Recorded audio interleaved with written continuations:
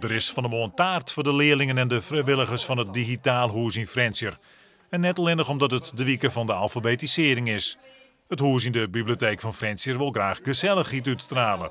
Voor de deelnemers is het net altijd even makkelijk om te gaan dat ze de taal net goed beheersen. Ze maken een drompeloer. Voor heel veel mensen is het heel moeilijk. Vooral voor mensen die al heel lang niet geschreven hebben en niet gelezen hebben, de Nederlanders. Voor mensen uit het buitenland die hun inburgering al hebben gehaald is het helemaal niet moeilijk. Want die hebben zoiets van ja, ik wil nog beter Nederlands leren en schrijven en spreken. Maar voor Nederlanders is het best wel een raar gevoel natuurlijk van oh jee, straks moet ik hier allemaal moeilijke woorden schrijven en ik weet niet hoe dat moet en misschien vinden ze me stom. Maar weet je, zelfs collega's van mij of ikzelf maak nog wel eens een foutje en dat doet iedereen.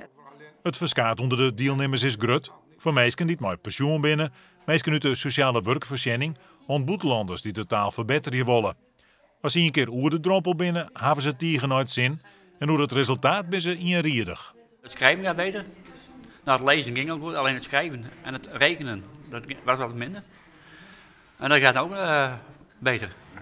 Ik kan mijn eigen naam schrijven, ik kan mijn eigen rekening invullen als het moet. Ja, ik ben heel trots op mezelf. Ik heb sommige zinnen, ik kan niet goed schrijven en voor mijn zinnen te verbouwen wordt het moeilijk. Daarom ik hier kom een beetje niveau hoog te maken en taal te verbeteren. En is het gelukt? Ja, is gelukt. En ik vind het leuk hier om te komen en taal te verbeteren.